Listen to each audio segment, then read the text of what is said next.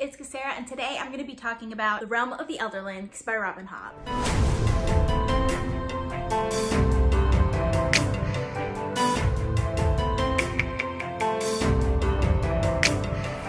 Wanting to do a video like this for a while now because I read all of The Realm of the Elderlings this year and I absolutely love the series. It's definitely one of my favorite series of all time, but I feel like it can be kind of intimidating going into it because there are 16 novels in this entire series and there are multiple different trilogies, and you really do have to read the previous trilogies before moving on to the next trilogies in the series if you plan on reading the entire series, just because they do have spoilers for each other. It's like one of those big fantasy series that can definitely be intimidating to people who aren't used to high fantasy. So I'm going to talk a little bit about my experience with The Realm of the Elderlings and my suggestions for people who are coming into it. So this will be just kind of like a spoiler-free kind of book talk on The Realm of the Elderlings. If you've read this series before and you want to go more into spoilers and discussions and stuff like that, I have a ton of book talks and vlogs that I've done previously. I will link them down in the description for you guys if you guys want to check those out. So like I said, The Realm of the Elderlings is 16 novels in total length,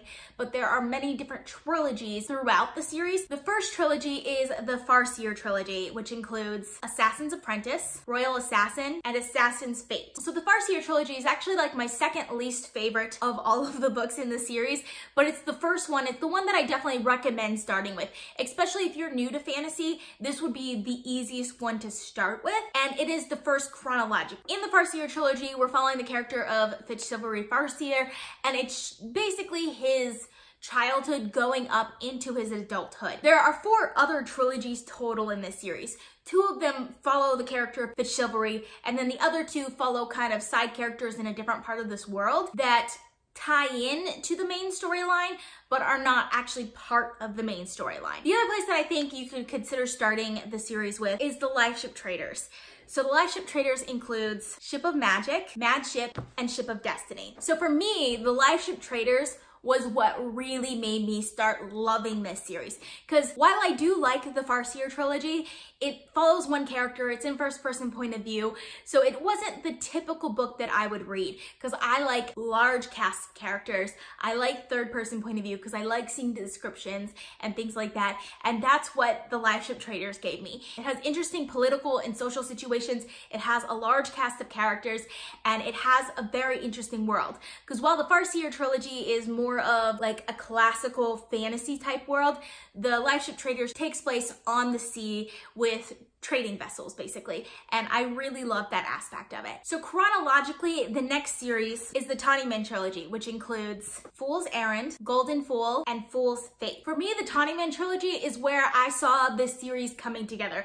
It's where I really decided that yes, I'm definitely gonna read all of The Realm of the Elderlings, because before that I was kind of interested in the Fitzsilvery Farseer like plot line, but I really love the Life Ship Traitors, so I wasn't really sure like how into the rest of the series I was gonna get, but the Tinymon Trilogy does a really good job of tying it all together.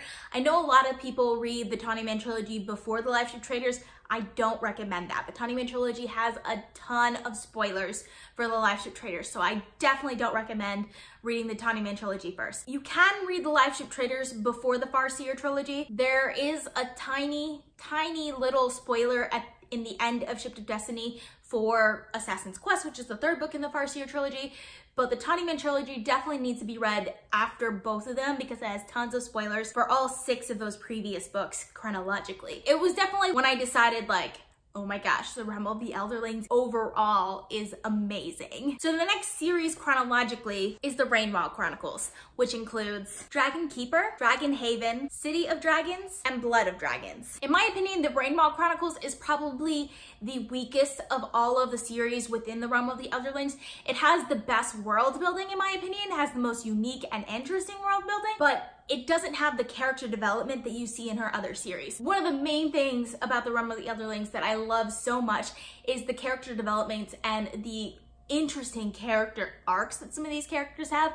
One of my favorite characters of all time is in the Life Ship Traitors trilogy, just because of the way it started out. It was a character that I really hated at the beginning, but by the end, I loved that character. And while that character is also in the Rainwild Chronicles, there's just not as much character development in that one as it is in the others, but it does have very interesting world building, even more so than any of the other series. So I do recommend reading that one. While it's not as enjoyable as some of the other series, it does give a lot of background information and things about the world in general that is definitely necessary if you want to understand the realm of the Elderlings. And the last trilogy is the Fitz and the Fool's trilogy, which includes Fool's Assassin, Fool's Quest, and Assassin's Fate. So the Fitz and the Fool trilogy is by far my favorite of the entire series. Like, Assassin's Fate is definitely my favorite book in the entire series, which is the last book in the Fitz and the Fool trilogy.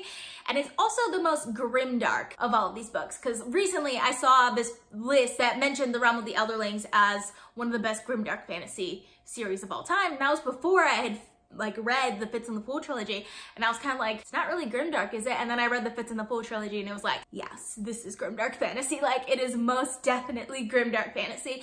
And I loved just like all of the descriptions and stuff that go into the Fitz and the Fool trilogy. I feel like you can just feel how much Robin Hobb had grown as a writer from the Farseer trilogy to the Fitz and the Fool trilogy. It feels like a completely different series, and that was definitely my favorite. But you definitely do have to read all of the books before that to really understand the Fitz and the Fool trilogy and to really feel everything that happens in that story, just because it ties in all of the loose endings of all the story arcs in the Fitz and the Fool trilogy, and that includes the Lives of Traitors and the Rainwild Chronicles, even though they're not the main storyline and they're just like the tie-in storyline. Those are really important parts of the Fitz and the Fool trilogy as well. I hope you guys can tell how much I love this series, and I highly, highly recommend this series to anyone who wants to read it, especially if you like slow burn fantasy and good character development. I highly recommend the Realm of the Elderlings series by Robin Hobb. If you guys have read any part of the series, let me know down in the comments. I would love to discuss it with you guys. I hope you guys enjoyed watching. I post videos frequently in this channel, so consider subscribing. If you like this video, please give it a big thumbs up to support my channel. All social media links are in the description down below. Thank you guys so much for watching, and I'll see you guys next time. Bye.